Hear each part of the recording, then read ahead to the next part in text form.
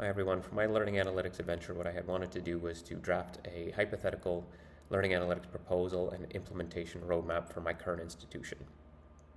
This year I was fortunate enough to move into an administrative role at my institution where my position now sees me looking at a lot of data and collecting a lot of data in order to make informed decisions going forward.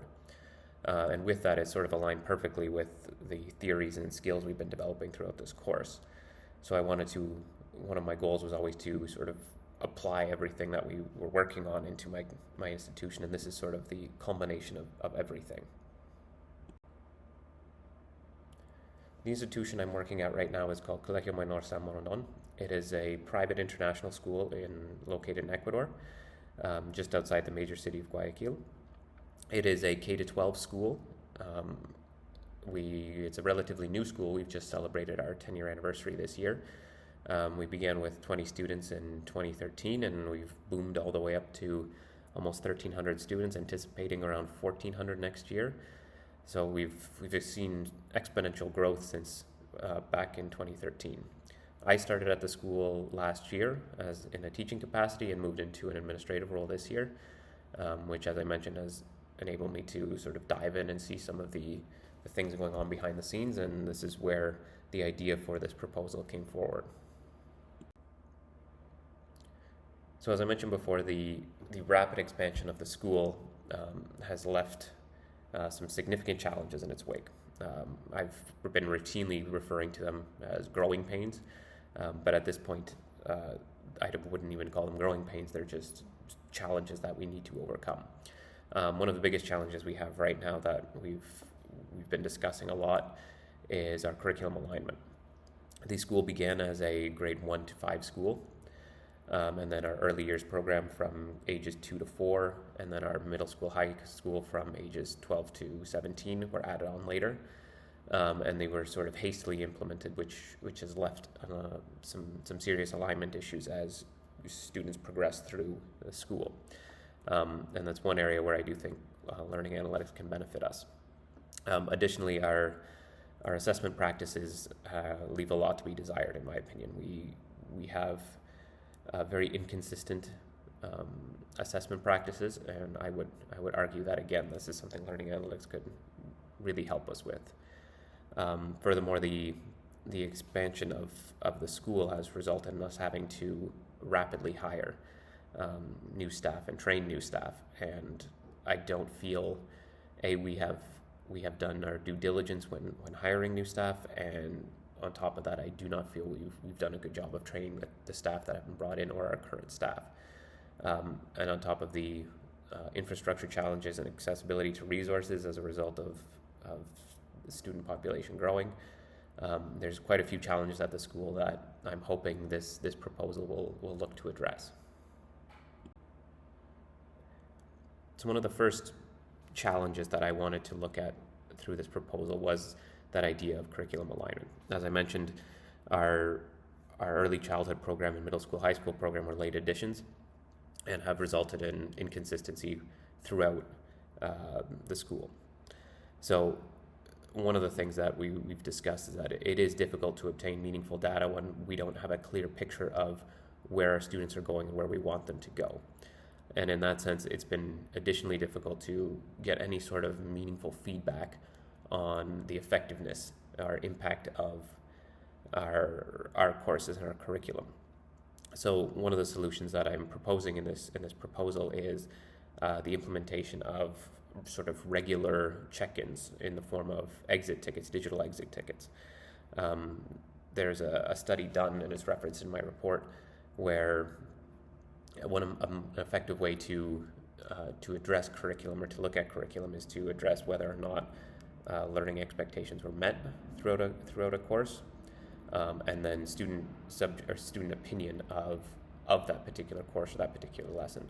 So in order to address that, one of my proposals is the implementation of just short, quick exit tickets that pose a question to determine whether or not students understood the concept being presented, and then their opinions on the effectiveness of the lesson and the material being presented, on top of the difficulty of the lesson.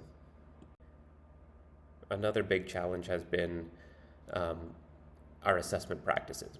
One thing we've sort of discussed casually as a leadership team is the discrepancy in our internal assessments versus our external assessments. And one of the things that we've come to the conclusion is that we don't have enough information to make a decision regarding whether or not the fault lies in our internal or our external assessment. On the slide in front of you, this is just a short example of a student that has a 93% average over the last 2 years in our grade 4 and grade 5 class in our internal assessments. But on our external assessments, it shows that she's achieving well below the global norm and is not projected to be successful on any of our further external examinations. This is leading us to believe that there is some issues with either the way in which we conduct our internal assessments or potentially the external assessment that we're using. So one of the things that I would like to implement is a revision of the way in which we conduct assessments.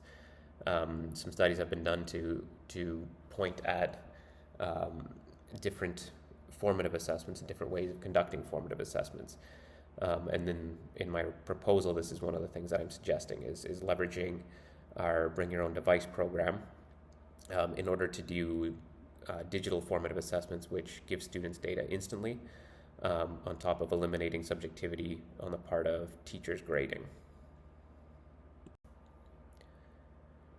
One of the major challenges I faced during this assignment was scaling back the scope of what I wanted to accomplish. I initially went in with the idea of full learning analytics implementation, but quickly realized I'd have to scale that back and focus on a few key points instead, and those points being curriculum alignment and learning assessment of learning. So with that in mind, I also scaled back the learning ready or the implementation readiness. I based it off of the Sheila framework, but I limited it to one challenge per criteria. And as I was working through it, one thing that emerged as a common theme was our staff readiness. A lot of our staff are unprepared to fully embrace a learning analytics implementation for a variety of reasons, but the main reason is primarily data literacy. One of the things I created to help visualize what a learning analytics implementation would look like was the development of a 2-year roadmap that highlights key achievements in each month going forward. One thing you will notice, there is a heavy emphasis. 75% of the first year of implementation is focused on building data literacy and buy-in to the implementation program, as opposed to hastily jumping in. One of the challenges we've discussed as a team before has been programs being hastily implemented and being unsuccessful because they were not properly planned out. So the idea behind this roadmap is we have a clear vision of where we're going for the next 2 years. We have clear checkpoints in order to get us there, and we're focusing on overcoming our challenges early on. To wrap up, there is tremendous potential for learning analytics at Quebec Humanoir. However, there are some significant barriers that we would need to overcome. We would have to dedicate a lot of time and resources to properly training staff and to building buy-in with our primary stakeholders. But should we be able to overcome that barrier, I do see there is a lot of potential for it and a lot of potential for expanding into other areas and different areas of analytics.